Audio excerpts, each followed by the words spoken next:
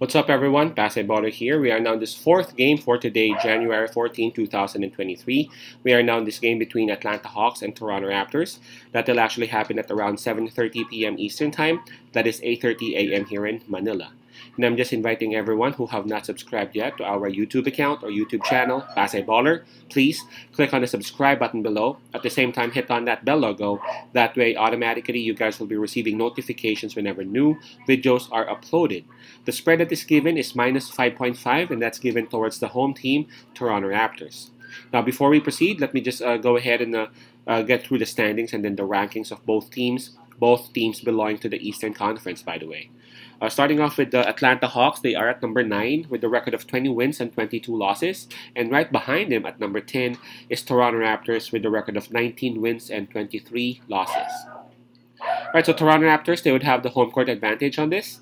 In terms of fatigue, well, Toronto Raptors would also have it because Atlanta Hawks, they were actually playing against Indiana Pacers last night while they were chilling out. Okay, in terms of momentum, we got to give it to Toronto Raptors because even though both teams are coming off wins, for Toronto Raptors, they would actually bringing with them a three-game winning streak. And not only that, they have a better form, winning 5 out of their last 10 as compared to Hawks, wherein they've just won 4 out of their last 10. Not that much of a difference, but again, the advantage should be with Toronto. And if we take a look at the availability and the health of both teams, Clint Capella is still out for Atlanta Hawks, and we all know Otto Porter Jr. would not be suiting up for the rest of the season. So, in terms of health, I would still give the advantage towards Toronto Raptors because, I mean, no disrespect to Otto Porter Jr. The impact and the value of Clint Capella being not available for Atlanta Hawks is way bigger than what the absence of Otto Porter brings in the table for the Raptors.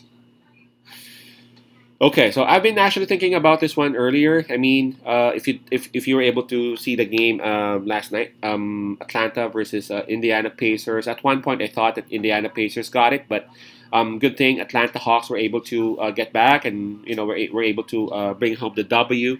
And for Toronto Raptors, they've been playing well lately. Again, they are the 3-game winning streak. The spread of minus 5.5, I was like thinking, can Toronto take it or close that minus 5.5 spread, especially that the Hawks, for me, they would actually bring some momentum coming onto this matchup. I understand that the Toronto Raptors would have an advantage in terms of fatigue, but in the first quarter, sometime maybe up to mid-second, I guess the Hawks would actually have it. But the absence of Capella really brings a lot of fear to the bettors for Atlanta, especially going up against Toronto Raptors. Toronto Raptors rely a lot on their prowess in rebounding and on their size. If you take a look at the starting five of Toronto Raptors, the projected starting five would be Garrett Trent, Anunoby, Siakam, Van Vliet, and Barnes. Man, aside from those two guards, I'm talking about Trent and Van Vliet, those three, Barnes, Siakam, and Anunoby, that's a total of like 20 rebounds right there. And again, going up against the Hawks without Capella, it's going to be very hard for Collins and DeAndre Hunter or Kungwu to try to at least stop or minimize the rebounding and then the scoring inside the basket of those Toronto Raptors.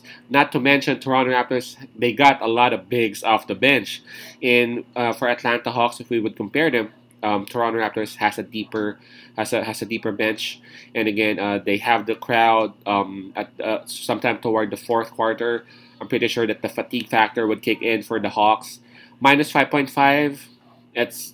I was considering really Atlanta Hawks to like cover that 5.5, but for that to happen, they would really need to have a great game from Murray or Trae Young or both. But I'm kind of hesitating. I think this will be Toronto Raptors, man. It's kind of hard for that to happen, especially with the stress and the fatigue that they had last night. My pick with this one would be Toronto Raptors minus 5.5. I guess their presence inside and their domination with the rebounding and then the inside scoring would actually be enough for Toronto to cover that minus 5.5 spread. Again, that's Toronto minus 5.5. Peace out. Pasay love and God bless.